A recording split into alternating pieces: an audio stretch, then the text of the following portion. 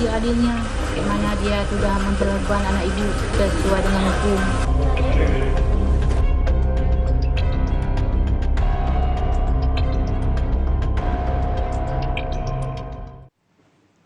Anggota Pas Pampres yang diduga menganiaya seorang warga hingga tewas kini ditahan di Pomdam Jaya.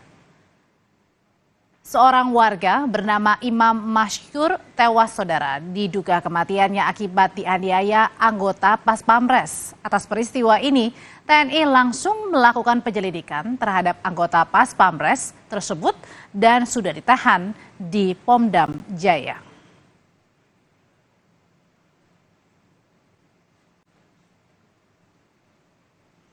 Panglima TNI Laksamana Yudo Margono telah merespons kasus ini. Panglima telah memerintahkan agar proses hukum atau kawal proses hukum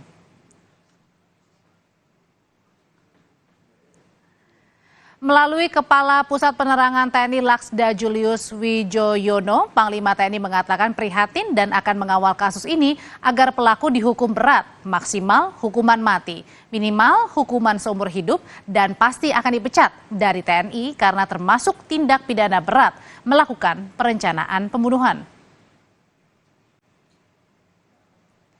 Sementara anggota Komisi 1 DPR Dev Laksono mendorong Panglima TNI dan jajarannya untuk menyelesaikan kasus oknum Pas Pampres dengan transparan. Kasus sudah mencoreng institusi TNI dan merusak kepercayaan masyarakat. Apalagi diduga oknum yang melakukan penganiayaan dan pembunuhan adalah bagian dari pasukan pengamanan Presiden atau Pas Pampres. Mereka perbuat, para oknum ini adalah suatu tindakan yang memalukan, mencoreng nama institusi dan merusak kepercayaan masyarakat terhadap institusi TNI sendiri. Maka itu saya minta agar pemeriksaan ini dilakukan secara terbuka, dipaparkan kepada masyarakat sehingga masyarakat bisa semakin yakin dan pulih kepada kepercayaan kepada institusi tersebut yang amat kita banggakan dan amat kita butuhkan. 50 juta. Iya, saya kirim, saya bilang, tapi anak saya jangan dipukul lagi. Saya usahakan duit, saya kirim.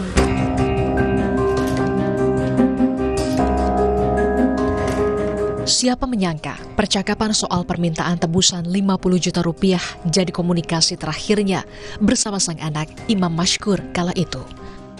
Fauzia, ibu korban, kembali membeberkan sejumlah hal terkait sang anak yang diduga meninggal setelah dianiaya anggota Pas Pampres. Sebelum hilang kontak 12 Agustus lalu, korban Imam Mashkur sempat menelpon meminta dikirimkan uang 50 juta rupiah. Saat percakapan, ibu korban juga mendengar suara lain yang diduga sebagai penculik sang anak yang turut mengancam jika tak dikirimkan uang, nyawa korban Imam Mashkur terancam. Mama kirim duit, saya dipukul. Nggak tahan lagi, mama kirim duit 50 juta. Udah, habis itu beberapa menit kemudian gitu lagi. Saya bilang nggak ada duit, minta ke orang-orang. Saya dipukul berat, cuma tinggal dikit lagi dia bilang. Saya nelpon anak saya si korban yang angkat tersangka. Dia bilang, ibu kok sayang ke anak kirim duit 50 juta. Iya, saya kirim, saya bilang, tapi anak saya jangan dipukul lagi. Saya usahakan duit, saya kirim. Dugaan tindak pidana anggota Pas Pampres yang menganiaya warga hingga tewas juga mendapat sorotan dari anggota DPD RI asal Aceh Sudirman yang meminta kasus ini diusut tuntas. Yang dianiaya dan dibunuh oleh oknum Pas Pampres. Nah, ini kita minta kepada pemerintah, kepada Presiden Jokowi sendiri untuk memberhentikan oknum tersebut dan untuk bagaimana melanjutkan kepada proses hukum. Di sini juga kita minta kepada Panglima, juga kepada Pangdam untuk menindaklanjuti masalah ini. Sementara melalui keterangan resminya, dan Pas Pampres Majen Rafael Granada Bay menuliskan kasus dugaan penganiayaan ini sedang diselidiki Pomdam Jaya. Dan anggota Pas Pampres yang diduga terlibat penganiayaan juga sudah ditahan.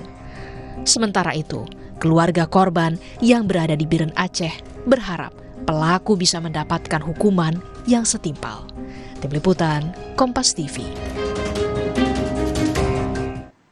Lebih lengkap soal kasus dugaan penganiayaan warga hingga tewas oleh anggota Pas Pampres, kita akan tanyakan ke jurnalis Kompas TV, Jona Hamonangan di Pomdam Jaya, Guntur, Jakarta Selatan. Jona, bagaimana dengan penanganan hukum terhadap anggota Pas Pampres yang diduga menganiaya warga hingga tewas?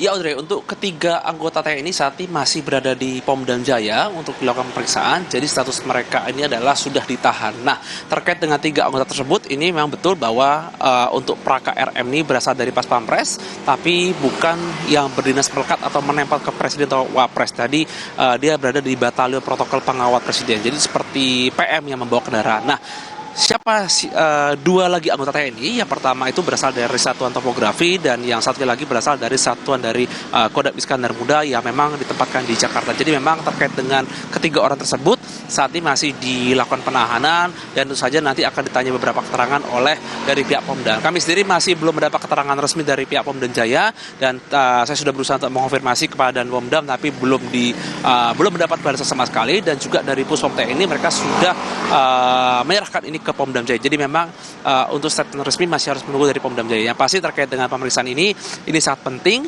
apalagi kalau kita lihat Panglima TNI Laksamana Yudo Margono memiliki atensi langsung terhadap kasus ini dan beliau cukup prihatin dan berharap dihukum berat. Nah, bagaimana untuk hukuman berat? Jadi untuk di Tentara Nasional Indonesia untuk pidana berat seperti penganiayaan apalagi sampai menimbulkan kematian, ini hukuman beratnya bisa dihukum mati. Sedangkan untuk hukuman yang paling ringannya ini adalah di penjara seumur hidup. Tapi yang pasti sudah jelas statement dari Kapus PTNI bahwa tersangka ini tentu saja nanti dipecat dari institusi TNI. Terus kita berharap ada tindak tegas dari Puspom TNI ataupun dari Pomdam Jaya untuk bisa membuka kasus ini secara terang benderang dan juga bisa menunjukkan pada masyarakat terkait dengan bagaimana penegakan kasus ini, khususnya terhadap tiga orang yang melakukan penganiayaan terhadap seorang pemuda Aceh.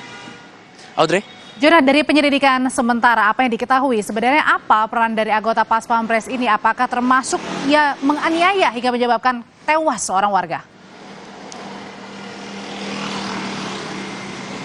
Ya Audrey, memang terkait dengan bagaimana kejadian terjadi, memang infonya cukup simpang siur. Ada yang mengatakan bahwa si anggota TNI ini meminta uang tebusan sebesar 50 juta dikarenakan memang konon kabarnya korban ini merupakan penjual kosmetik. Namun memang terkait dengan bagaimana fakta sesungguhnya, ini memang masih menunggu statement resmi dari Pomdam Jaya. Tapi memang betul dikatakan bahwa dimintain uang sebesar 50 juta, di mana saja uang ini sebagai ditanda kutip sebagai uang tebusan. Jadi bagaimana kronologi resminya, apakah betul bahwa korban ini merupakan penjual kosmetik ilegal atau tidak seperti yang diberitakan saja, ini masih menunggu statementnya. Pasti adalah ini motifnya adalah uang, tidak ada motif asmara ataupun motif yang lain. Jadi ini hanyalah motif menginginkan uang atau yang dinamakan seperti uang tebusan, kurang lebih begitu.